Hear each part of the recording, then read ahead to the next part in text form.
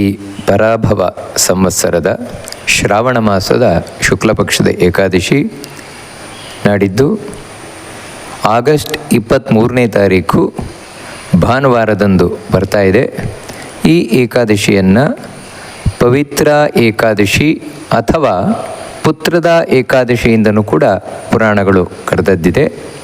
ಅದರೊಟ್ಟಿಗೆ ಈ ಬಾರಿಯ ವಿಶೇಷ ಏನು ಅಂತ ಹೇಳಿದರೆ 23ನೇ ತಾರೀಕು ಭಾನುವಾರ ಏಕಾದಶಿ ಉಪವಾಸ, ಅದರ ಮಾರನೇ ದಿನ ಸೋಮವಾರ ಅಂತ ಹೇಳಿದರೆ ಆಗಸ್ಟ್ 24ನೇ ತಾರೀಕು ಅವತ್ತು ಕೂಡ ಆ ಉಪವಾಸ ಮುಂದುವರಿತದೆ. ಯಾಕೆ ಅಂತ ಹೇಳಿದರೆ ಅತಿರಿಕ್ತ ದ್ವಾದಶಿ ಅಂತ ಹೇಳಿದರೆ ನಾವು ಹಿಂದೆಯೂ ಕೂಡ ಇದನ್ನು ನೋಡಿದ್ದೇವೆ. ಏಕಾದಶಿ ಭಗವಂತನಿಗೆ ಕೃಷ್ಣನಿಗೆ ಎಷ್ಟು ಪ್ರೀತಿಕರವಾದದ್ದು, ಅದೇ ರೀತಿ ದ್ವಾದಶಿಯೂ ಕೂಡ. ಆ ದ್ವಾದಶಿ 2 ದಿನ ಬಂತು ಅಂತ ಹೇಳಿದರೆ, ಅಂದರೆ ಒಂದು ದಿನ ಪೂರ್ತಿ ಇದ್ದು ಮಾರನೇ ದಿನವೂ ಸ್ವಲ್ಪ ಇತ್ತು ಅಂತ ಹೇಳಿದರೆ, ಆವಾಗ ಆ ಮೊದಲನೆಯ ದ್ವಾದಶಿಯೆಂದೂ ಉಪವಾಸವನ್ನು ಮಾಡಬೇಕು. ಅದು ಏಕಾದಶಿಯಷ್ಟೇ ಪುಣ್ಯಪ್ರದವಾದದ್ದು ಅಂತ ಹೇಳಿ ಪುರಾಣಗಳು ಶಾಸ್ತ್ರಗಳು ತಿಳಿಸ್ತಾ ಇದೆ. ಎಲ್ಲಿವರೆಗೆ ಅಂದರೆ ಇಂತಹ ದ್ವಾದಶಿಯನ್ನು ನಾವು ಉಪವಾಸ ಮಾಡಿದರೆ 12 ಏಕಾದಶಿ ಉಪವಾಸ ಮಾಡಿದಂತಹ ಫಲ ಬರುತ್ತೆ ಅಂತ ತಿಳಿಸ್ತಾ ಇದೆ ಪುರಾಣಗಳೆಲ್ಲ. ಆ ಕಾರಣದಿಂದಾಗಿ 24ನೇ ತಾರೀಕು ಸೋಮವಾರ ಅವತ್ತು ಅತಿರಿಕ್ತ ದ್ವಾದಶಿಯ ಪ್ರಯುಕ್ತ ಉಪವಾಸ ಇರುತ್ತದೆ. ಅದರ ಮಾರನೇ ದಿನ 25ನೇ ತಾರೀಕು ಮಂಗಳವಾರದಂದು ಬೆಳಗ್ಗೆ ಪಾರಣೆ ಆಹಾರವನ್ನು ಸ್ವೀಕಾರ ಮಾಡುವಂಥದ್ದು. ಹೀಗೆ ಈ ಏಕಾದಶಿ ಪವಿತ್ರ ಅಥವಾ ಪುತ್ರದ ಏಕಾದಶಿ, ಅದರ ಮಹತ್ವ ಏನು, ಇದನ್ನು ಪುರಾಣಗಳು ಭವಿಷ್ಯೋತ್ತರ ಪುರಾಣ, ಪದ್ಮಪುರಾಣ ಎಲ್ಲ ತಿಳಿಸಿಕೊಂಡು ಹೋಗ್ತಾ ಇದೆ. ಕೃಷ್ಣ ತಾನು ಧರ್ಮರಾಜನಿಗೆ ಅದರ ಮಹಾತ್ಮೆಯನ್ನು ತಿಳಿಸಿಕೊಂಡು ಹೋಗ್ತಾನೆ. ಹಿಂದೆ ದ್ವಾಪರಯುಗದ ಪ್ರಾರಂಭದಲ್ಲಿ ಮಾಹಿಷ್ಮತಿ ಪಟ್ಟಣದಲ್ಲಿ ಒಬ್ಬ ರಾಜ ಇದ್ದಂತೆ, ಮಹೀಜಿತ್ ಅಂತ ಅವನ ಹೆಸರು. ಅವನು ರಾಜ್ಯವನ್ನು ಪಾಲನೆ ಮಾಡ್ತಾ ಇದ್ದ. ಅವನಿಗೊಂದೇ ಒಂದು ಕೊರತೆ ಏನು ಅಂತ ಹೇಳಿದರೆ ಮಕ್ಕಳಿಲ್ಲ ಅಂತ. ಉಳಿದದ್ದು ಎಲ್ಲವೂ ಇತ್ತು, ಅವನಿಗೆ ಮಕ್ಕಳಿರಲಿಲ್ಲ. ಅಪುತ್ರಸ್ಯ ಸುಖಂ ನಾಸ್ತಿ ಅಹಲೋಕೆ ಪರತ್ರಚ. ಉಳಿದವರಿಗಾದರೆ ಮಕ್ಕಳಿಲ್ಲಿದ್ದರೂ ಕೂಡ ಒಂದೊಮ್ಮೆ ನಡೆದು ಹೋದೀತು. ಆದರೆ ರಾಜನಾದವನಿಗೆ ಮಕ್ಕಳಿಲ್ಲ ಅಂತ ಹೇಳಿದರೆ ಮುಂದೆ ರಾಜ್ಯವನ್ನು ಮುಂದುವರಿಸಿಕೊಂಡು ಹೋಗುವವರೇ ಇಲ್ಲ ಅಂತ ಆಗ್ತದೆ.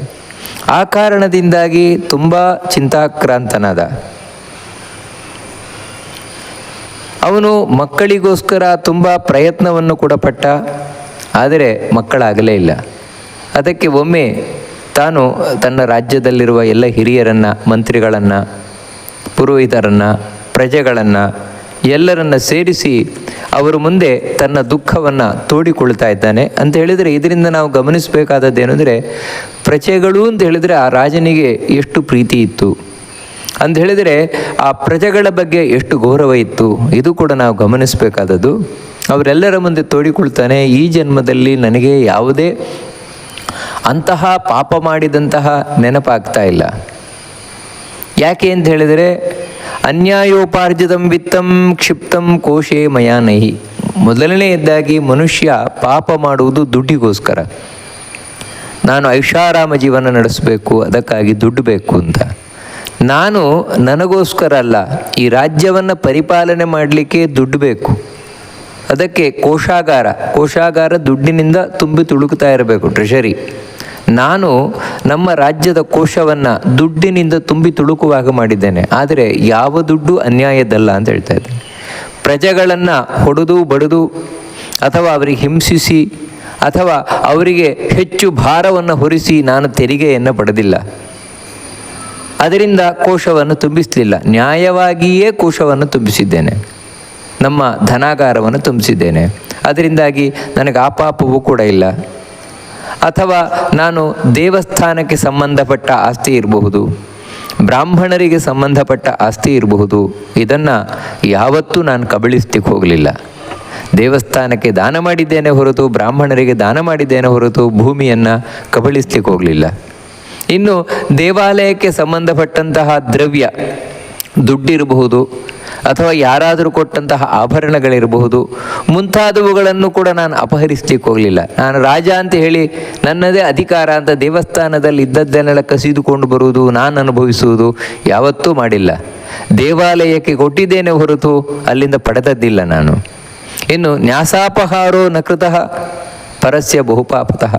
ಇನ್ನು ನ್ಯಾಸಾಪಹಾರ, ನನ್ನನ್ನು ನಂಬಿ ಯಾರಾದರೂ ಒಂದು ವಸ್ತುವನ್ನು ಕೊಟ್ಟು ಹೋಗಿದ್ದಾರೆ ಅಂತ ಹೇಳಿದರೆ ಇಟ್ಟುಕೊಂಡಿರಿ, ನಾನು ಮತ್ತೆ ಬಂದು ತೊಗೊಂಡು ಹೋಗ್ತೇನೆ ಅಂತ ನನಗೆ ಕೊಟ್ಟರೆ ನಾನು ಅದನ್ನು ಜೋಪಾನವಾಗಿ ಇಟ್ಟುಕೊಂಡು ಅವರಿಗೆ ಮತ್ತೆ 10 ವರ್ಷ 20 ವರ್ಷ ಬಿಟ್ಟು ಬಂದರೂ ವಾಪಸ್ ಕೊಟ್ಟಿದ್ದೇನೆ ಹೊರತು ಅದನ್ನು ಅಪಹಾರ ಮಾಡಲಿಲ್ಲ. ಅಂತ ಹೇಳಿದರೆ ಅವ್ರ ಹತ್ರ ತಗೊಳ್ಳೋದು, ಮತ್ತೆ ಅವರು ಬಂದು ಕೇಳಿದಾಗ ಅಯ್ಯೋ ಕೊಟ್ಟಿದ್ದೀರಾ, ನನಗೆ ಗೊತ್ತೇ ಇಲ್ವಲ್ಲ, ಈ ರೀತಿ ಮೋಸ ಮಾಡಿ ಅದನ್ನು ಒಳಗೆ ಹಾಕ್ಕೊಳ್ಳೋದು, ಈ ರೀತಿ ನಾನು ಯಾವತ್ತೂ ಮಾಡಿಲ್ಲ. ಎಲ್ಲ ಪ್ರಜೆಗಳನ್ನು ಮಕ್ಕಳಂತೆ ನೋಡಿಕೊಂಡಿದ್ದೇನೆ. ಯಾರು ದುಷ್ಟರಿದ್ದಾರೆ ಅವರನ್ನು ಮಾತ್ರ ದಂಡಿಸಿದ್ದೇನೆ. ಆ ದುಷ್ಟರು ಅಂತ ಹೇಳಿದರೆ ಅದರಲ್ಲಿ ಯಾವುದೇ ಪಕ್ಷಪಾತ ಮಾಡಿಲ್ಲ. ಎಲ್ಲಿವರೆಗೆ ಅಂದರೆ ಬಂಧುಪುತ್ರೋಷ್ಪಮೇಶ್ವಪಿ ದಂಡ ಪಾತಿತಃ.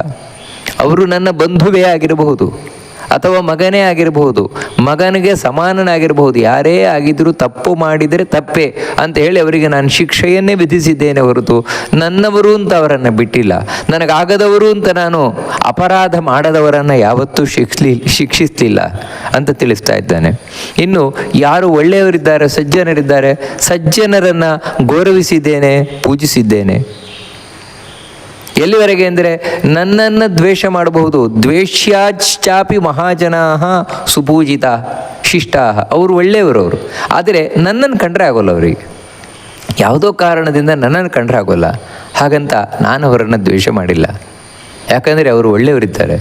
ಏನೂ ನನ್ನನ್ನು ಕಂಡ್ರೆ ಆಗೋಲ್ಲ ಅಂತ ನಾನು ಅವರಿಗೆ ಗೌರವವನ್ನೇ ಕೊಟ್ಟಿದ್ದೇನೆ. ಇದೇ ರೀತಿ ನಾನು ಸನ್ಮಾರ್ಗದಲ್ಲಿ ಸಾಗುತ್ತಾ ಇದ್ದೇನೆ, ಧರ್ಮಯುಕ್ತನಾಗಿ ಹೋಗಲಿಕ್ಕೆ ಪ್ರಯತ್ನ ಪಡ್ತಾ ಇದ್ದೇನೆ. ಹೀಗಿದ್ದು ನನಗೆ ಯಾಕೆ ಮಕ್ಕಳಾಗಿಲ್ಲ ಅಂತ ಹೇಳಿ ತಾನು ಅವರೆಲ್ಲರ ಮುಂದೆ ತನ್ನ ದುಃಖವನ್ನು ತೋಡಿಕೊಂಡಾಗ ಆ ರಾಜ್ಯದಲ್ಲಿದ್ದ ಮಂತ್ರಿಗಳಿರಬಹುದು, ಪುರೋಹಿತರಿರಬಹುದು, ಪ್ರಜೆಗಳಿರಬಹುದು, ಎಲ್ಲರೂ ಯೋಚನೆ ಏನು ಮಾಡ್ತಾರೋ, ಹೌದಲ್ವಾ ರಾಜ ಹೇಳಿದ ಸರಿಯೇ, ಅವನಷ್ಟು ಚೆನ್ನಾಗಿ ರಾಜ್ಯಪಾಲನೆ ಏನು ಮಾಡಿದ್ದಾನೆ, ಹಾಗಿದ್ರೂ ಕೂಡ ಯಾಕೆ ಅವನಿಗೆ ಮಕ್ಕಳಾಗಲಿಲ್ಲ, ನೋಡೋಣ ನಾವು ಯೋಚನೆ ಏನು ಮಾಡೋಣ ಅಂತ ಎಲ್ಲರೂ ಕೂಡ ತಾವು ಯೋಚನೆಯನ್ನು ಮಾಡಿದ್ದಾರೆ. ಇಲ್ಲ, ನಮ್ಮ ರಾಜನಿಗೆ ನಾವು ಒಳ್ಳೆಯದನ್ನು ಮಾಡಲೇಬೇಕು, ನಾವಾದರೂ ನಮ್ಮ ರಾಜನ ಪರವಾಗಿ ತಪಸ್ಸನ್ನು ಮಾಡೋಣ ಅಂತ ಹೇಳಿ ಆ ಪ್ರಜೆಗಳು ತಾವು ರಾಜ್ಯದಿಂದ ಕಾಡನ್ನು ಹೋಗಿ ಸೇರಿಕೊಂಡಿದ್ದಾರಂತೆ. ಆ ಕಾಡಿನಲ್ಲಿ ಹೋಗಿ ತಪಸ್ಸು ಮಾಡಬೇಕು ಅಂತ ತೊಡಗಿದಾಗ ಲೋಮಶಮುನಿಗಳನ್ನು ನೋಡಿದರು. ಲೋಮಶಮುನಿಗಳಾದರೂ ನಿರಾಹಾರಂ ಜಿತಾತ್ಮಾನಂ ಜಿತಕ್ರೋಧಂ ಸನಾತನಂ ಲೋಮಶಂ. ಅವರಾದರೂ ತಪಸ್ಸನ್ನು ಮಾಡಿ ಕೃಶವಾಗಿ ಹೋಗಿದ್ದಾರಂತೆ. ಆಹಾರವೇ ಸ್ವೀಕಾರ ಮಾಡದೆ ಕೃಶರಾಗಿದ್ದಾರೆ. ಮನಸ್ಸನ್ನು ಅಷ್ಟು ಹಿಡಿತದಲ್ಲಿ ಇಟ್ಕೊಂಡಿದ್ದಾರೆ.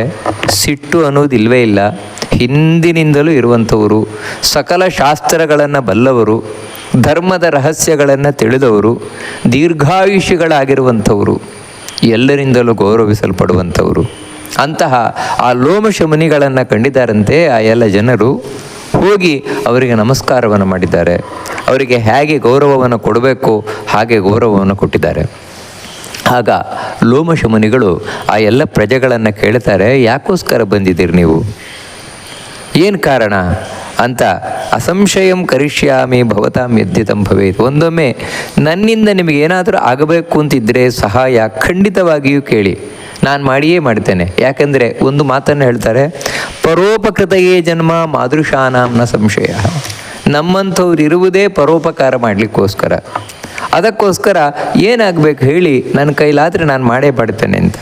ಅದಕ್ಕೆ ಆ ಎಲ್ಲ ಪ್ರಜೆಗಳು ಕೂಡ ತಮ್ಮ ಮನಸ್ಸಿನ ದುಗುಡವನ್ನು ತೋಡಿಕೊಡ್ತಾರೆ. ನಮ್ಮ ರಾಜನಿಗೆ ಮಕ್ಕಳಿಲ್ಲ, ಆ ಮಕ್ಕಳಿಲ್ಲ ಅನ್ನುವಂಥದ್ದೇ ನಮಗೆ ಇರುವಂತಹ ದೊಡ್ಡ ಕೊರತೆ. ಯಾಕಂತ ಹೇಳಿದರೆ ಆ ರಾಜನಿಂದ ಮಕ್ಕಳಂತೆ ನಾವು ಪಾಲಿಸಲ್ಪಟ್ಟಿದ್ದೇವೆ. ಅವನು ಪ್ರಜೆಯಾಗಿ ನಮ್ಮನ್ನು ಕಂಡಿಲ್ಲ, ಮಕ್ಕಳು ಅಂತ ಕಂಡಿದ್ದಾನೆ. ಅಂತಹ ರಾಜನಿಗೆ ಮಗ ಇಲ್ಲ ಅಂತಾಗಿದೆಯಲ್ವ. ಅದಕ್ಕೋಸ್ಕರ ನೀವು ತಿಳಿಸ್ಬೇಕಾಗಿದೆ. ಉಪದೇಶಂ ವದಮುನೇ ರಾಜ್ಞ ಪುತ್ರೋ ಯಥಾ ಭವೇತ್. ರಾಜನಿಗೆ ಹೇಗೆ ಮಕ್ಕಳಾಗತ್ತೆ, ಗಂಡು ಮಗು ಆಗತ್ತೆ, ಅದನ್ನು ನಮಗೆ ತಿಳಿಸಿಕೊಡ್ಬೇಕು ನೀವು ಅಂತ ಹೇಳಿದಾಗ ಲೋಮಶಮುನಿಗಳು ತಾವು ಹೇಳ್ತಾರೆ, ತಮ್ಮ ಜ್ಞಾನ ದೃಷ್ಟಿಯಿಂದ ಕಂಡು ಹಿಂದಿನ ಜನ್ಮದಲ್ಲಿ ನಿಮ್ಮ ರಾಜ ವೈಶ್ಯ ಜಾತಿಯಲ್ಲಿ ಬಂದಂತಹ ಒಬ್ಬ ಶ್ರೀಮಂತಿಕೆ ಇಲ್ಲದೆ ಇರುವಂತಹ ಕ್ರೂರಿಯಾಗಿರುವಂತಹ ವ್ಯಾಪಾರಿಯಾಗಿದ್ದ.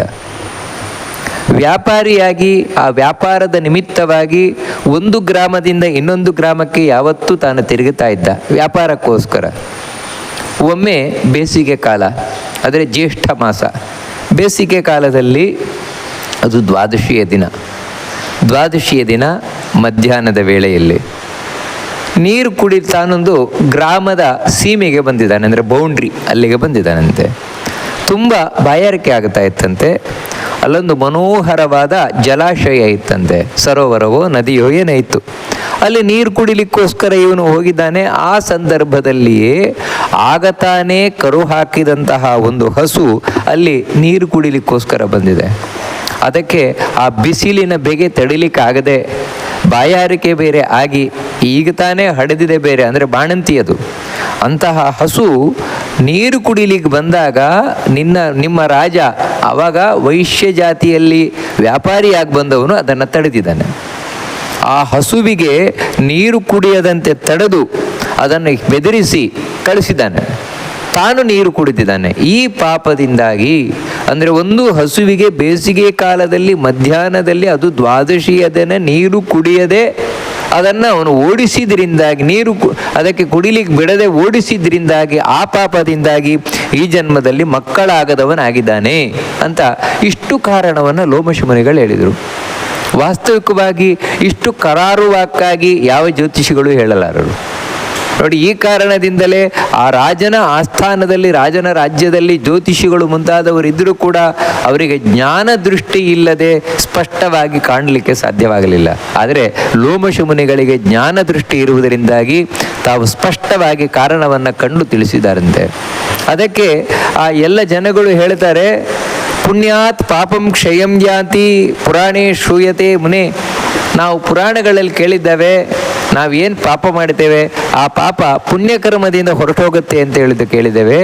ಅದಕ್ಕೋಸ್ಕರ ಯಾವ ಪುಣ್ಯ ಕಾರ್ಯದಿಂದಾಗಿ ಆ ರಾಜ ಹಿಂದಿನ ಜನ್ಮದಲ್ಲಿ ಮಾಡಿದ ಈ ಪಾಪ ಅದು ಹೊರಟೋಗುತ್ತೆ, ಅದು ಗೋವಿಗೆ ನೀರು ಕುಡಿಯಂತೆ ಅದಂತೆ ಮಾಡಿದಂತಹ ಮಹಾಪಾಪ ಅದು ಹೇಗೆ ಹೊರಟೋಗುತ್ತೆ ಅಂತ ಕೇಳಿದಾಗ ಲೋಮಶ ಮುನಿಗಳು ಹೇಳ್ತಾರೆ, ನೀವೇನು ಯೋಚನೆ ಮಾಡಬೇಡಿ, ಸದ್ಯದಲ್ಲಿಯೇ ಶ್ರಾವಣ ಮಾಸ, ಆ ಶ್ರಾವಣ ಮಾಸದ ಶುಕ್ಲ ಪಕ್ಷದ ಏಕಾದಶಿ ಬರ್ತಾ ಇದೆ. ಅದಕ್ಕೆ ಹೆಸರೇ ಪುತ್ರದ ಅಂತ, ಮಕ್ಕಳನ್ನು ಕೊಡುವ ಏಕಾದಶಿ ಅದು ಅಂತ, ಮಕ್ಕಳಿಲ್ಲದವರಿಗೆ. ಅದಕ್ಕೆ ಆ ಏಕಾದಶಿಯನ್ನು ಶಾಸ್ತ್ರದಲ್ಲಿ ಹೇಳಿರುವಂತೆ ಆಚರಣೆಯನ್ನು ಮಾಡಿ, ಅಂದರೆ ಉಪವಾಸವನ್ನು ಮಾಡಿ, ಭಗವದ್ ಆರಾಧನೆಯನ್ನು ಮಾಡಿ, ರಾತ್ರಿ ಜಾಗರಣೆಯನ್ನು ಮಾಡಿ, ಮಾರನೇ ದಿನ ಬೆಳಗ್ಗೆ ಪಾರಣೆಯನ್ನು ಮಾಡಿ, ಅಂದರೆ ಆಹಾರವನ್ನು ಸ್ವೀಕಾರ ಮಾಡಿ, ಆ ಪುಣ್ಯವನ್ನು ನಿಮ್ಮ ರಾಜನಿಗೆ ನೀವು ಅರ್ಪಣೆ ಮಾಡಿದಿರಿ ಅಂತ ಹೇಳಿದರೆ ಅದರಿಂದಾಗಿ ಅವನ ಪಾಪ ನಾಶ ಆಗಿ ಅವನಿಗೆ ಮಕ್ಕಳಾಗತ್ತೆ ಅಂತ ಹೇಳಿ ಆ ಲೋಮಶ ಮುನಿಗಳು ತಾವು ತಿಳಿಸಿದ್ದಾರೆ. ಹಾಗೆಯೇ ಪ್ರಜೆಗಳೆಲ್ಲರೂ ಕೂಡ ತಾವು ರಾಜ್ಯಕ್ಕೆ ಹೋಗಿ ರಾಜನೊಂದಿಗೆ ಸೇರಿಕೊಂಡು ಆ ಏಕಾದಶಿ ಅಂತ ಹೇಳಿದರೆ ಅದೇ ಈ ಪುತ್ರದ ಏಕಾದಶಿ, ಅದರ ಆಚರಣೆಯನ್ನು ಶ್ರದ್ಧಾ ಭಕ್ತಿಯಿಂದ ಮಾಡಿ ಆ ಪುಣ್ಯವನ್ನು ರಾಜನಿಗೆ ಧಾರೆ ಎರೆದಿದ್ದಾರಂತೆ. ಆ ಪುಣ್ಯದಿಂದಾಗಿ ರಾಜನ ಪತ್ನಿ ಗರ್ಭಿಣಿಯಾಗಿ ತಾನು ಒಳ್ಳೆಯ ಮಗನನ್ನು ಹಡೆದಿದ್ದಾಳೆ. ಹೀಗೆ ಪುತ್ರದ ಏಕಾದಶಿ ಇದು ಅಂತ ಪುರಾಣಗಳು ತಿಳಿಸ್ತಾ ಇವೆ. ಅಂತ ಹೇಳಿದರೆ ಯಾರಿಗೆ ಮಕ್ಕಳಿಲ್ಲ ಅವರು ಮಾತ್ರ ಮಾಡಬೇಕು ಅಂತ ಅರ್ಥ ಅಲ್ಲ. ನಾವು ಪ್ರತಿ ಬಾರಿಯೂ ಕೇಳುವಂತೆ ಏಕಾದಶಿ ಅನ್ನುವಂಥದ್ದು ಭಗವಂತನ ಅನುಗ್ರಹಕ್ಕೆ ನಮ್ಮನ್ನು ಪಾತ್ರರಾಗುವಂತೆ ಮಾಡುವಂಥದ್ದು, ಅಷ್ಟಲ್ಲದೆ ನಮ್ಮ ಪಾಪವನ್ನು ಪರಿಹರಿಸುವಂತಹದ್ದು, ಇದು ಮುಖ್ಯವಾಗಿರುವಂತಹ ಫಲ. ಈ ಉಳಿದದ್ದೆಲ್ಲ ಏನಿದೆ ಇಲ್ಲಿ ಹೇಳುವಂತಹದ್ದು ಮಕ್ಕಳಾಗತ್ತೆ ಮುಂತಾದವುಗಳೆಲ್ಲ ಇದು ಮುಖ್ಯ ಫಲ ಅಲ್ಲ, ಅಮುಖ್ಯ ಫಲ. ಯಾವ ರೀತಿ ಬೆಳೆ ಬೆಳೀಲಿಕ್ಕೆ ಹೊರಟವನಿಗೆ ಕಳೆ ಇದ್ದ ಹಾಗೆ. ಅದಕ್ಕೋಸ್ಕರ ಈ ಏಕಾದಶಿ ಪುತ್ರದ ಏಕಾದಶಿ. ಹಾಗೆ ಇದಕ್ಕಿನ್ನೊಂದು ಹೆಸರಿದೆ ಪವಿತ್ರ ಏಕಾದಶಿ ಅಂತ ಹೇಳಿದರೆ, ಈ ಏಕಾದಶಿ ಮುಗಿದು ದ್ವಾದಶಿ ಎಂದು ದೇವರಿಗೆ ಪವಿತ್ರಾರೋಪಣ ಅಂದರೆ ಪವಿತ್ರವನ್ನು ಅರ್ಪಣೆ ಮಾಡಬೇಕು ಅಂತ. ಅದೇನು ಅಂತ ಹೇಳಿದರೆ ಅದನ್ನು ಯಾರು ಬಲ್ಲವರಿದ್ದಾರೆ ಅವರಿಂದಲೇ ಕೇಳಿ ತಿಳಿಯಬೇಕಾದದ್ದು, ದೇವರಿಗೆ ಪವಿತ್ರಾರೋಪಣವನ್ನು ಹೇಗೆ ಮಾಡಬೇಕು ಅಂತ. ಅದಕ್ಕಾಗಿ ಇದನ್ನು ಪವಿತ್ರ ಏಕಾದಶಿ ಅಂತಲೂ ಕೂಡ ಕರೆಯುವುದಿದೆ. ಆ ರೀತಿ ಈ ಏಕಾದಶಿಯನ್ನು ಆಚರಿಸಿ ಮಾರನೇ ದಿನ ದ್ವಾದಶಿ, ಅದೇ ಈ ಬಾರಿ ಅತಿರಿಕ್ತ ಉಪವಾಸ ಇರುವಂಥದ್ದು. ಅವತ್ತು ಕೂಡ ನಾವು ಉಪವಾಸವನ್ನು ಮಾಡಬೇಕಾದದ್ದು. ಇಲ್ಲಿ ಒಂದು ವಿಷಯವನ್ನು ತಿಳ್ಕೊಳ್ಬೇಕಾದದ್ದು ಏನಂದರೆ, ಕೆಲವರು ಈ 2 ಏಕಾದಶಿ ಅಥವಾ 2 ದಿನ ಉಪವಾಸ ಮಾಡಬೇಕು ಅಂತ ಕೇಳಿದ ಕೂಡಲೇ ತಾವು ಹೆದರುಕೊಳ್ಳುವುದುಂಟು, ಮನಸ್ಥೈರ್ಯ ಕುಂದುವುದುಂಟು. ಇಲ್ಲಪ್ಪ, ನನ್ನ ಕೈಯಲ್ಲಿ ಸಾಧ್ಯವೇ ಇಲ್ಲ, 2 ದಿನ ನನ್ನ ಕೈಯಲ್ಲಿ ಮಾಡಲಿಕ್ಕೆ ಆಗುವುದೇ ಇಲ್ಲ ಅಂತ.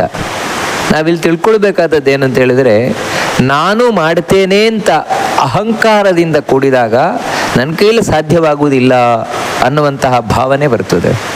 ಆದರೆ ಯಾವಾಗ ದೇವರು ಮಾಡಿಸ್ತಾನೆ ಅಂತ ನಾವು ದೇವರನ್ನು ನಂಬುತ್ತೇವೆ, ಆ ದೇವರನ್ನು ನಂಬಿದಾಗ ಏಕಾದಶಿ ಅದರ ಮಾರನೇ ದಿನ 2 ದಿನವೂ ಉಪವಾಸ ಮಾಡಲಿಕ್ಕೆ ಸಾಧ್ಯವಾಗುತ್ತೆ. ಯಾಕೆ ಅಂತ ಹೇಳಿದರೆ, ನಮಗೆ ಉಪವಾಸವನ್ನು ಮಾಡಲಿಕ್ಕೆ ಬೇಕಾಗಿರುವಂತಹದ್ದು ದೈಹಿಕ ಬಲಕ್ಕಿಂತಲೂ ಮಾನಸಿಕವಾದ ಸ್ಥೈರ್ಯ, ವಿಲ್ ಪವರ್. ಆ ಮಾನಸಿಕ ಸ್ಥೈರ್ಯ ಇದ್ದಾಗ ಮಾತ್ರವೇ ನಾವು 2 ದಿನವೂ ಕೂಡ ಉಪವಾಸವನ್ನು ಮಾಡಲಿಕ್ಕೆ ಸಾಧ್ಯ ಇದೆ.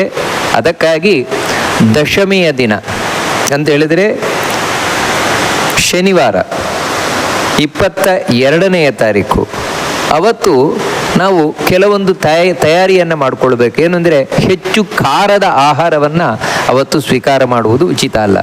ಖಾರ, ಹುಳಿ ಮುಂತಾದ ಅಥವಾ ಈ ಗರಂ ಮಸಾಲೆ ಹಾಕಿದಂತಹ ಪದಾರ್ಥಗಳು, ಇವುಗಳನ್ನು ದಶಮಿ ಎಂದು ನಾವು ಆದಷ್ಟು ಸ್ವೀಕಾರ ಮಾಡದೆ, ಮತ್ತು ಸಾತ್ವಿಕವಾದ ಆಹಾರವನ್ನು ಸ್ವೀಕಾರ ಮಾಡಿ, ಇನ್ನು ದಶಮಿಯ ದಿನ ಸಂಜೆ ಅವತ್ತು ನಾವು ಲಘು ಆಹಾರವನ್ನು ಸ್ವೀಕಾರವನ್ನು ಮಾಡ್ತೇವೆ. ಆ ಲಘು ಆಹಾರದೊಂದಿಗೆ ಅವತ್ತು ತುಪ್ಪವನ್ನು ಉಪಯೋಗಿಸಲ್ಪಟ್ಟಂತಹ ಆಹಾರ, ಆ ತುಪ್ಪ ಬೆರೆಸಿದಂತಹ ಆಹಾರವನ್ನು ಸ್ವೀಕಾರ ಮಾಡುವುದರಿಂದಾಗಿ, ಯಾಕಂದರೆ ರಾಘವೇಂದ್ರ ಸ್ವಾಮಿಗಳು ತಿಳಿಸುವಂತೆ ಆ ತುಪ್ಪದಲ್ಲಿ ಶಕ್ತಿಯನ್ನು ಉಳಿಸಿಕೊಳ್ಳುವಂತಹ ತಾಕತ್ತಿದೆ. ಅದಕ್ಕೆ ನಮ್ಮ ದೇಹದಲ್ಲಿ ಒಂದು 2 ದಿನಗಳ ಕಾಲ ಶಕ್ತಿ ಉಳಿಸ್ತದೆ. ಅದಕ್ಕೆ ತುಪ್ಪದಿಂದ ತಯಾರಿಸಿದ ಆಹಾರವನ್ನು ದಶಮಿಯ ದಿನ ರಾತ್ರಿ ಸ್ವೀಕಾರ ಮಾಡುವುದು ಉಚಿತವಾದದ್ದು.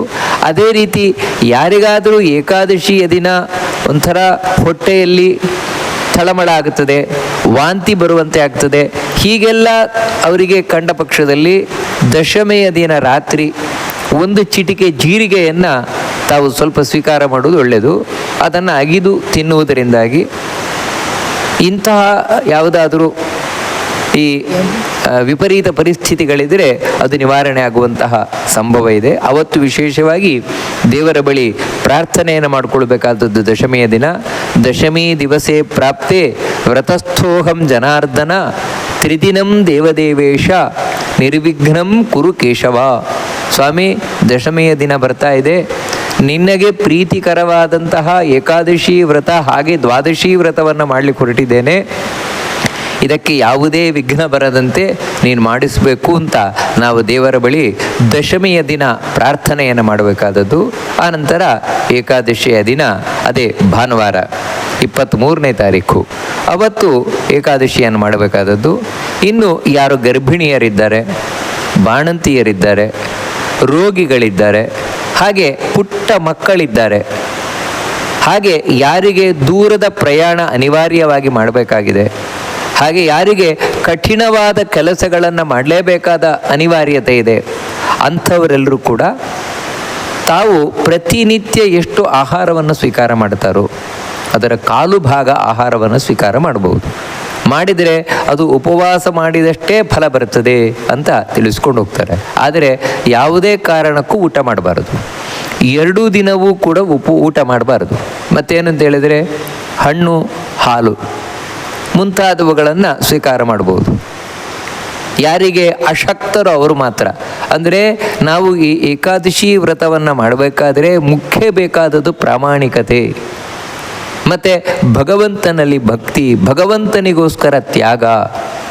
ಈ ತ್ಯಾಗ ಮನೋಭಾವನೆ ಇಲ್ಲದೆ ಕೇವಲ ಅಯ್ಯೋ ಮಾಡಬೇಕಲ್ಲ ಅಂತ, ಅಯ್ಯೋ ಪಾಪ ಬರುತ್ತೆ ಅಂತ ಈ ರೀತಿ ನಾವು ಮಾಡಿದಾಗ ಅದು ಭಗವಂತನ ಪ್ರೀತಿಗೆ ಕಾರಣ ಆಗುವುದಿಲ್ಲ.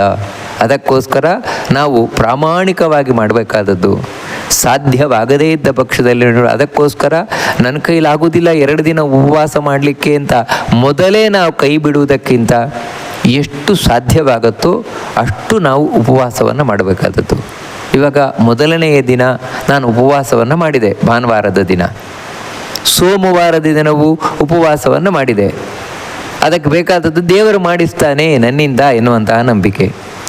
ಆದರೆ ನನ್ನ ದೇಹದ ಪರಿಸ್ಥಿತಿಗೆ ಅನುಗುಣವಾಗಿ ನನಗೆ ಸಾಧ್ಯವಾಗ್ತಾ ಇಲ್ಲ, ಉಪವಾಸವನ್ನು ಮುಂದುವರಿಸಲಿಕ್ಕೆ ಸಾಧ್ಯವಾಗ್ತಾ ಇಲ್ಲ. ಅಂಥ ಸಂದರ್ಭದಲ್ಲಿ ಮೊದಲು ನೀರನ್ನು ಸ್ವೀಕಾರ ಮಾಡಬೇಕಾದದ್ದು. ಒಂದು ಚೊಂಬಿನಲ್ಲಿ ನೀರು ತಗೊಂಡು ಘಟ ಘಟ ಘಟ ಘಟ ನನಗೆ ಎಷ್ಟು ಕುಡಿಲಿಕ್ಕಾಗತ್ತೋ ಅಷ್ಟು ಕುಡಿಬಹುದು. ಅಂದರೆ ಆ ಧಾರೆ ಏನಿದೆ ಅದು ಕಡಿಬಾರದು.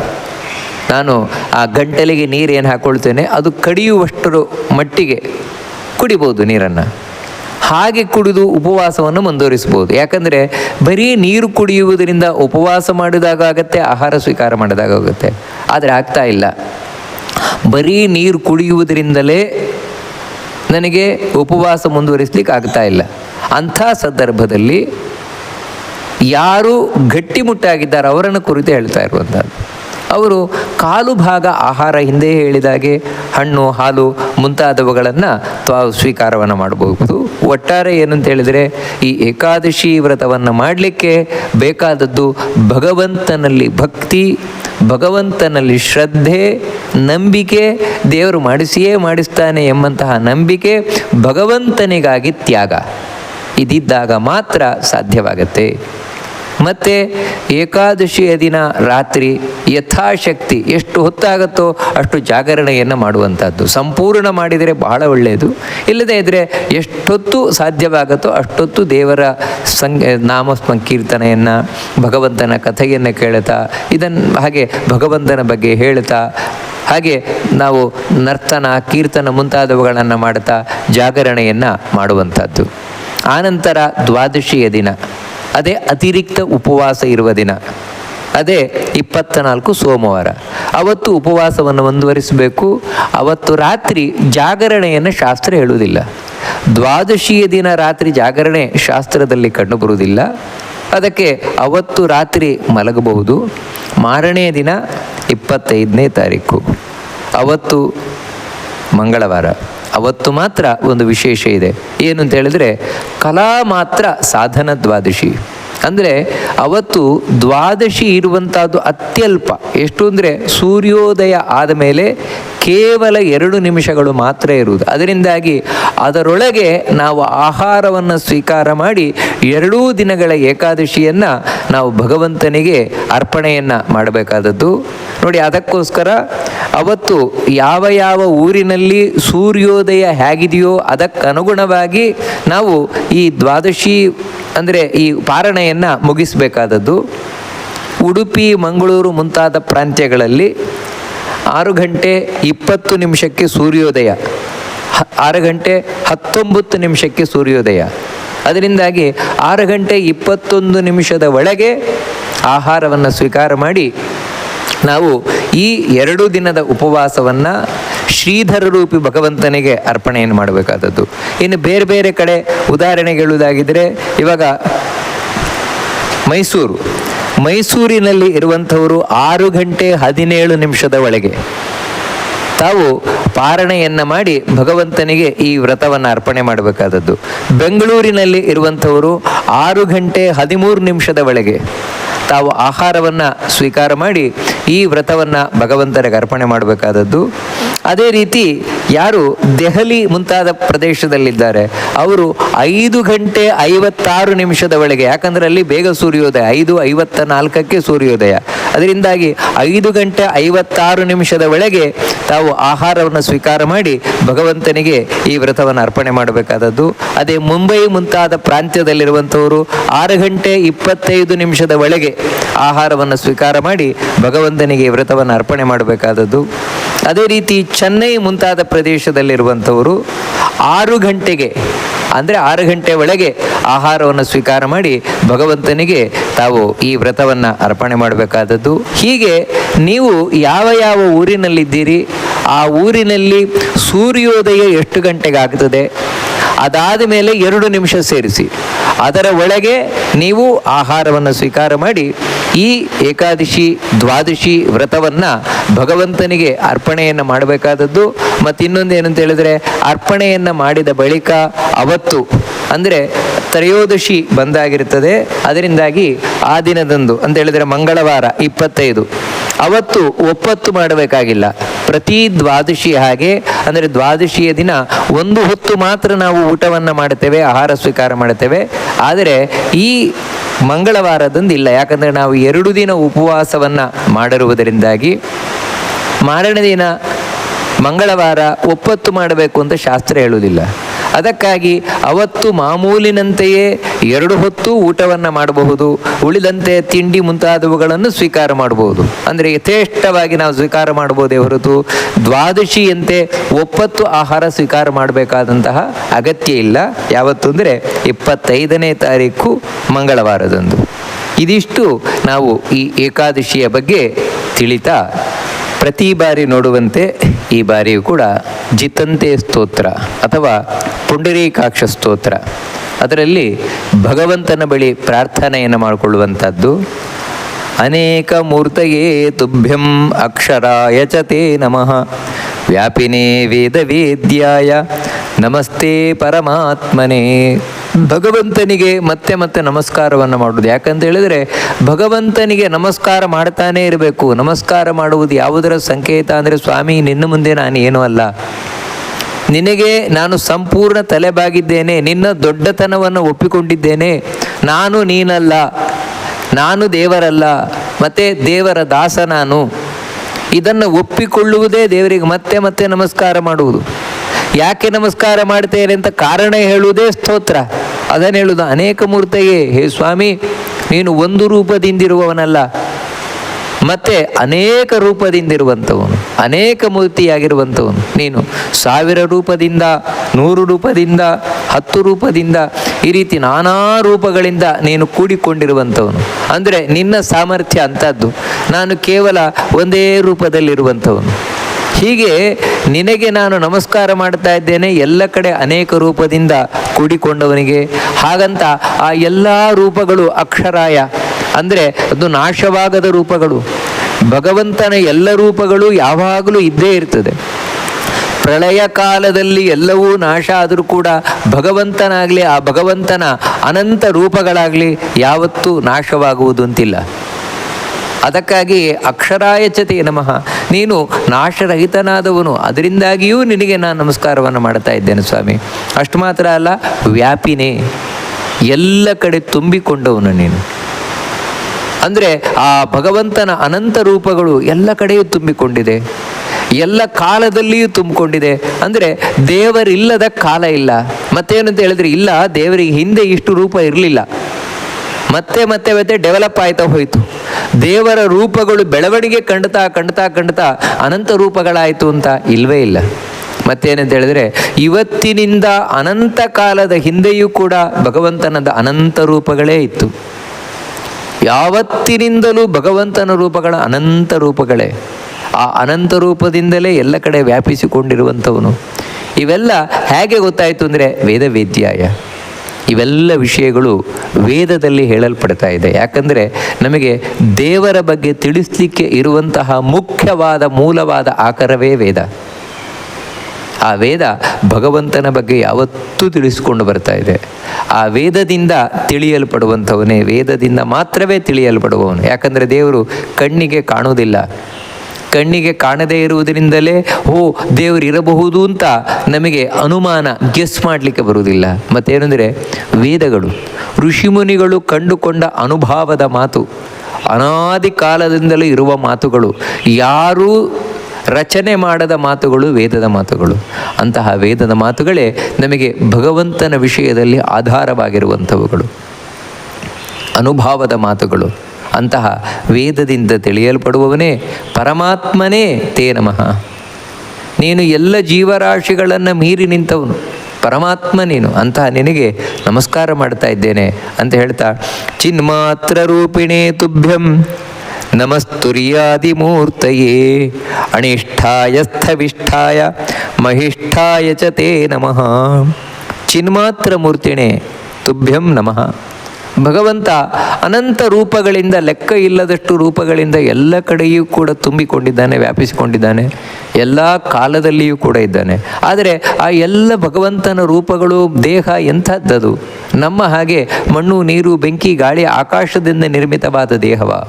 ಅಲ್ವೇ ಅಲ್ಲ ಅಂತ ಹೇಳ್ತಾ ಇದ್ದಾರೆ. ಮತ್ತು ಚಿನ್ಮಾತ್ರ ರೂಪಿ, ಕೇವಲ ಜ್ಞಾನಾನಂದ ರೂಪಿ, ಜ್ಞಾನರೂಪ ಭಗವಂತನದ್ದು. ಪ್ರತಿಯೊಂದು ಜ್ಞಾನರೂಪ, ಅಪ್ರಾಕೃತವಾದ ರೂಪ. ಅದು ನಮ್ಮ ಮನಸ್ಸಿಗೆ ಎಣುಕದ ರೂಪ. ಯಾಕಂದರೆ ಜ್ಞಾನ ಆನಂದವೂ ಒಂದು ಮೂರ್ತಿಯಾಗಿರುವುದುಂಟಾ? ಹೌದು, ಅದೇ ಭಗವಂತ. ಹಾಗೆ ಜ್ಞಾನಾನಂದ ರೂಪದಿಂದ ಕೂಡಿದವನೇ. ಇದರಿಂದ ಏನು ಗೊತ್ತಾಗುತ್ತೆ ಅಂದರೆ, ದೇವರಿಗೆ ನಮ್ಮ ಹಾಗೆ ಸಾವಿಲ್ಲ, ನಮ್ಮ ಹಾಗೆ ನೋವಿಲ್ಲ, ನಮ್ಮ ಹಾಗೆ ಮುದಿತನ ಬರುವುದಿಲ್ಲ, ನಮ್ಮ ಹಾಗೆ ಹಸಿವು ಬಾಯಾರಿಕೆಗಳಾಗುವುದಿಲ್ಲ, ನಮ್ಮ ಹಾಗೆ ಭಗವಂತನಿಗೆ ನಿದ್ರೆ ಮುಂತಾದವ ದೋಷಗಳು ಬರುವುದಿಲ್ಲ. ಯಾಕೆಂತ ಹೇಳಿದರೆ ಇದಕ್ಕೆಲ್ಲ ಮೂಲ ಕಾರಣ ಈ ದೇಹ. ಮಣ್ಣು, ನೀರು, ಬೆಂಕಿ, ಗಾಳಿ, ಆಕಾಶದಿಂದ ನಿರ್ಮಿತವಾದಂತಹ ನಮ್ಮ ಈ ದೇಹ. ಈ ದೇಹವೇ ಇಲ್ಲದೆ ಇರುವವನಿಗೆ ಈ ಯಾವ ದೋಷಗಳು ಇರಲಿಕ್ಕೆ ಸಾಧ್ಯವೇ ಇಲ್ಲ. ಅದಕ್ಕಾಗಿಯೇ ಚಿನ್ಮಾತ್ರ ರೂಪಿಣೆ ತುಭ್ಯಂ. ನಮಸ್ತುರ್ಯಾದಿ ರೂಪಿಣೆ, ನಮಸ್ಕಾರ ಮಾಡ್ತಾ ಧ್ಯಾನಾದರೆ ತುರ್ಯಾದಿ ರೂಪಿಣೆ. ತುರಿಯ ವಿಶ್ವ ತೇಜಸ ಪ್ರಾಜ್ಞಾ ತುರಿಯ. ಅದನ್ನು ನಾವು ವಿರುದ್ಧವಾಗಿ ನೋಡಿದರೆ ತುರಿಯ ರೂಪದಿಂದ ಅಂದರೆ ಎಚ್ಚರದಲ್ಲಿ ನಮ್ಮನ್ನು ನಿಯಂತ್ರಣ ಮಾಡುವ ಭಗವಂತನ ರೂಪ. ರಾತ್ರಿ ಮಲಗುತ್ತೇವೆ, ಆಗ ಕನಸು ತೋರಿಸುವ ರೂಪ. ಯಾಕಂದರೆ ಕನಸು ತಾನಾಗಿ ಬೀಳುವುದಲ್ಲ, ಮತ್ತು ಒಳಗೆ ದೇವರು ಕೂತು ನಮಗೆ ತೋರಿಸುವುದು ಅದನ್ನು. ಅದು ಯಾವ ದೇವರು ಅಂದರೆ ಅವನೇ ತೈಜಸ ಅಂತ. ಇನ್ನು ಗಾಢ ನಿದ್ರೆ ಬರುತ್ತದೆ. ಗಾಢ ನಿದ್ರೆ ತನ್ನಷ್ಟಕ್ಕೆ ಬರುವುದಲ್ಲ, ಮತ್ತು ಪ್ರಾಜ್ಞರೂಪಿಯಾದ ಭಗವಂತ ನಮಗೆ ಆ ನಿದ್ರೆಯನ್ನು ಕೊಡುವುದು. ಯಾವಾಗ ಆ ಪ್ರಾಜ್ಞರೂಪಿ ಭಗವಂತನ ಹೋಗಿ ಸೇರಿಕೊಳ್ತೇವೆ, ಮಗು ಅಮ್ಮನ ಮಡಿಲನ್ನು ಸೇರಿದಂತೆ, ಆಗ ಇವನು ಗಾಢ ನಿದ್ರೆಗೊಳಪಡ್ತಾನೆ. ಅಂತಹ ಪ್ರಾಜ್ಞರೂಪಿ ಭಗವಂತ. ಮತ್ತು ಯಾರಿಗೂ ಸಿಲುಕದೆ ಜ್ಞಾನಿಗಳಿಗೆ ಮಾತ್ರ ಸಿಲುಕುವಂತಹ ಭಗವಂತನ ರೂಪ ತುರಿಯ ಅಂತ. ಹೀಗೆ ಈ ವಿಶ್ವ ತೇಜಸ ಪ್ರಾಜ್ಞಾ ತುರಿಯ ಆದಿ ರೂಪದಿಂದ ಇನ್ನು ವರಾಹಾದಿ ದಶಾವತಾರಗಳು ಎಲ್ಲ ರೂಪದಿಂದ ಕೂಡಿಕೊಂಡವನೇ ನಿನಗೆ ನಮಸ್ಕಾರವನ್ನು ಮಾಡ್ತಾ ಇದ್ದೇನೆ. ಮತ್ತಾರು ಅಂದರೆ ಅನಿಷ್ಠಾಯ. ಅನಿಷ್ಠಾಯ ಅಂತ ಹೇಳಿದರೆ ಅಣುವಿಗಿಂತಲೂ ಅಣುವಾಗಿ ನಿಂತಿರುವಂಥವನು. ಯಾವುದು ಜಗತ್ತಿನಲ್ಲಿ ಅತ್ಯಂತ ಸೂಕ್ಷ್ಮವಾದ, ಮೈನ್ಯೂಟ್ ಅಂತ ಹೇಳ್ತೇವೆ, ಅದಕ್ಕಿಂತಲೂ ಸೂಕ್ಷ್ಮವಾದವನು ಭಗವಂತನು. ಅಣೋರಣೀಯಾನ್ ಅಂತ ಹೇಳಿದಾಗೆ ಭಗವಂತನಿಗಿಂತ ಸೂಕ್ಷ್ಮವಾದ ವಸ್ತು, ಸಣ್ಣ ವಸ್ತು ಇನ್ನೊಂದು ಇಲ್ಲವೇ ಇಲ್ಲ. ಹಾಗಿದ್ರೆ ಸಣ್ಣದು ಅಂತ ಹೇಳ್ತೀರಾ? ಸ್ಥವಿಷ್ಠಾಯ ಅಂತ ಹೇಳ್ತಾರೆ. ಸ್ಥವಿಷ್ಠ ಅಂತ ಹೇಳಿದರೆ ಸ್ಥೂಲ, ದಪ್ಪವಾಗಿರುವುದು. ಭಗವಂತನಿಗಿಂತ ದಪ್ಪವಾದ ವಸ್ತು ಇನ್ನೊಂದು ಇಲ್ಲವೇ ಇಲ್ಲ. ಯಾಕೆಂತ ಹೇಳಿದರೆ ಅವನು ಎಷ್ಟು ದಪ್ಪ ಅಂತ ಹೇಳಿದರೆ ಇಡೀ ಬ್ರಹ್ಮಾಂಡವನ್ನೆಲ್ಲ ವ್ಯಾಪಿಸಿಕೊಂಡು ಕೂತಿರುವಷ್ಟು ದಪ್ಪವಾಗಿರುವವನು ಭಗವಂತ. ಅಣುವಿಗಿಂತ ಅಣು, ದಪ್ಪಕ್ಕಿಂತ ದಪ್ಪ. ಅಷ್ಟು ಮಾತ್ರ ಅಲ್ಲ, ಮಹಿಷ್ಠಾಯಚತೆ ನಮಃ. ದೊಡ್ಡ ವಸ್ತುವಿಗಿಂತಲೂ ದೊಡ್ಡನಾಗಿರುವಂಥವನು. ಅವನಷ್ಟು ದೊಡ್ಡ ವಸ್ತು ಇನ್ನೊಂದು ಇಲ್ವೇ ಇಲ್ಲ. ಇದನ್ನೇ ಮಹತೋ ಮಹೀಯಾನ್ ಅಂತ ಉಪನಿಷತ್ತು ಹೇಳ್ತದೆ. ದೊಡ್ಡ ವಸ್ತುವಿಗಿಂತಲೂ ಅತ್ಯಂತ ದೊಡ್ಡವನು. ಎಲ್ಲಿವರೆಗೆ ಅಂದರೆ ಇಡೀ ಬ್ರಹ್ಮಾಂಡ, ಓಲ್ ಯೂನಿವರ್ಸ್ ಭಗವಂತನ ಒಂದು ಹೊಕ್ಕಳು ಅಂತ ಹೇಳುವುದಾಗಿದ್ದರೆ ಆ ಭಗವಂತ ಎಷ್ಟು ದೊಡ್ಡವನು. ಅವನಿಗಿಂತ ದೊಡ್ಡ ಇನ್ನೊಂದು ವಸ್ತುವೇ ಇಲ್ಲ, ಅವನಿಗಿಂತ ದಪ್ಪವಾದ ಇನ್ನೊಂದು ವಸ್ತುವೇ ಇಲ್ಲ, ಅವನಿಗಿಂತ ಅತ್ಯಂತ ಸಣ್ಣದಾದ ವಸ್ತು ಇನ್ನೊಂದು ಇಲ್ಲವೇ ಇಲ್ಲ. ಇವೆಲ್ಲ ಏನಂತ ಹೇಳಿದರೆ ಯಾವುದು ಜಗತ್ತಿನಲ್ಲಿ ವಿರುದ್ಧವಾಗಿರುವಂಥದ್ದು. ಯಾಕಂದರೆ ಯಾರು ದಪ್ಪ ಇದ್ದಾರೆ ಅವರು ಸಣಕಲಾಗ್ಲಿಕ್ಕೆ ಸಾಧ್ಯ ಇಲ್ಲ. ಒಂದೇ ಕಾಲದಲ್ಲಿ ಬೇರೆ ಬೇರೆ ಕಾಲದಲ್ಲಿರ್ಬೋದು, ಅಯ್ಯೋ ಮೊದಲು ಇವರು ಸಣಕಲಿದ್ರು ಇವಾಗ ದಪ್ಪ ಆಗಿದ್ದಾರೆ ಅಂತ. ಆದರೆ ಹಾಗಲ್ಲ, ಒಂದೇ ಕಾಲದಲ್ಲಿ ಈಗಲೇ ದಪ್ಪ ಆಗಿರುವುದು ಸಪುರಾಗಿರುವುದು, ಈಗಲೇ ತಾನು ಉದ್ದವಾಗಿರುವುದು ಕುಳ್ಳನಾಗಿರುವುದು, ಇವೆಲ್ಲ ಸಾಧ್ಯ ಇಲ್ಲ. ಆದರೆ ಭಗವಂತನಿಗೆ ಎಲ್ಲವೂ ಸಾಧ್ಯ. ಅದನ್ನು ತಿಳಿಸ್ಲಿಕ್ಕೋಸ್ಕರವೇ ಇಲ್ಲಿ ಇಂಥ ವಿರುದ್ಧ ಧರ್ಮಗಳನ್ನು ಹೇಳ್ತಾ ಇರುವಂಥದ್ದು. ಅಂಥ ನಿನಗೆ ನಾನು ನಮಸ್ಕಾರವನ್ನು ಮಾಡ್ತಾ ಇದ್ದೇನೆ ಸ್ವಾಮಿ. ಯಾಕಂದರೆ ಇಷ್ಟೆಲ್ಲ ಮಹಿಮೆಯನ್ನು ಕೂಡಿದವರು ಇನ್ನೊಬ್ಬರಿಲ್ಲ, ಅದಕ್ಕೆ ನಿನಗೆ ನಮಸ್ಕಾರ ಮಾಡ್ತಾ ಇದ್ದೇನೆ ಅಂತ ಹೇಳ್ತಾ ಈ ಪುಂಡರೀಕಾಕ್ಷ ಸ್ತೋತ್ರ ಭಗವಂತನನ್ನು ನಮಸ್ಕರಿಸ್ತದೆ. ಇಂತಹ ಭಗವಂತನ ಚಿಂತನೆಯನ್ನು ಮಾಡ್ತಾ ನಾವು ಏಕಾದಶಿ ಹಾಗೂ ಅದರ ಮಾರನೇ ದಿನ ಅತಿರಿಕ್ತ ದ್ವಾದಶಿ ಎಂದು ಆ ಉಪವಾಸವನ್ನು ಮಾಡಿ ನಮ್ಮ ಈ ವ್ರತವನ್ನು ಸಾರ್ಥಕಪಡಿಸಿಕೊಳ್ಳೋಣ ಅಂತ ಹೇಳ್ತಾ ಈ ಉಪನ್ಯಾಸವನ್ನು ಆ ಮಧ್ವಾಂತರ್ಗತ ಭಗವಂತನಿಗೆ ಅರ್ಪಣೆಯನ್ನು ಮಾಡೋಣ. ಶ್ರೀಕೃಷ್ಣ ಅರ್ಪಣಮಸ್ತು.